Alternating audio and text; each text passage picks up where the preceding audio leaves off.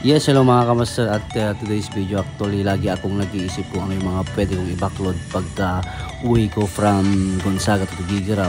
So isa kang naisip ko ito ay ang pagtatanim ng nyog para at least 5 to 10 years ay magkakaroon ng buko.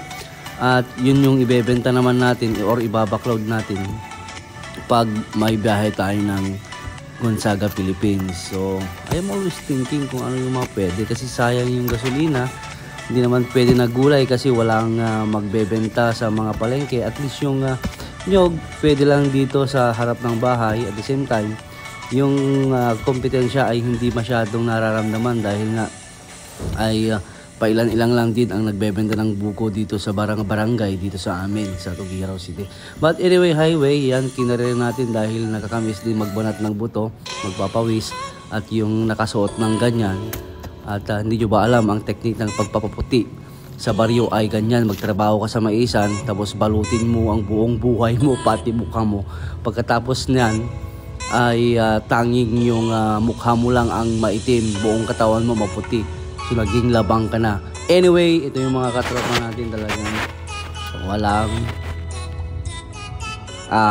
pag-aalinlangan, no? Wala talagang masasabi dito sa ating mga kasama sa Lifers team. Kumbaga jack of all trades, mamaya andyan sila nag-deliver, bubuhat ng bigas, nagtatanim, nag-electrician, etc. But yun naman ay talagang yan na yung nagiging samahan namin dito.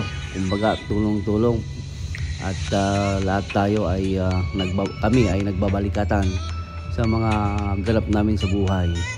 So ayan, aming panalangin na sana'y hindi pagpastulan kasi wala pa tayong pera pampa-range or pampa-pens at malit lang po yan, nasa 1/4 lang. Yung iba dyan ay katabi po, pagmamayari po ng mga kapitbahay namin at sana nga ay may mabubuhay kahit 10.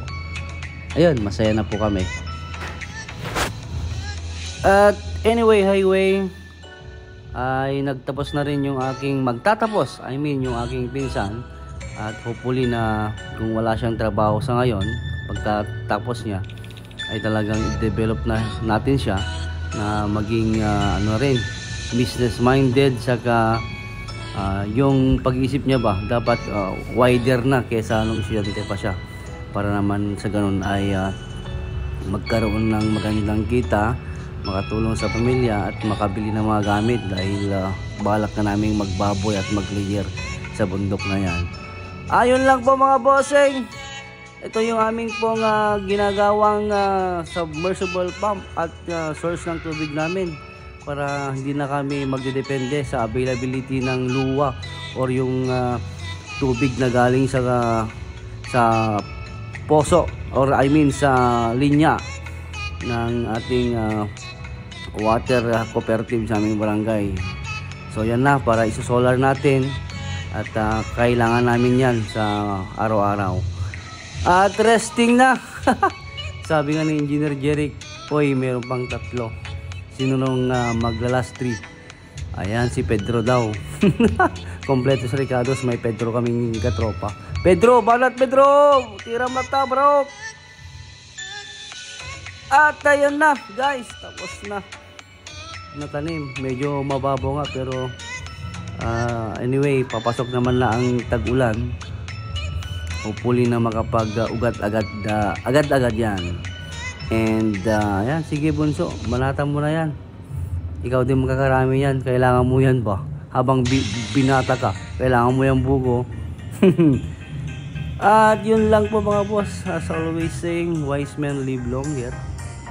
And talaga we need to think twice, thrice on what other things that we can do for the rest of the week, for the rest of the year, for the rest of mga weekend natin na kailangan talaga mag-isip ng 5 hanggang 1,000% para sa ganun ay magkaroon tayo ng mga positive outcome later on. At yan, uwi na tayo, wala pa tayong backload. Babackload ko na lang si Engineer Jeric.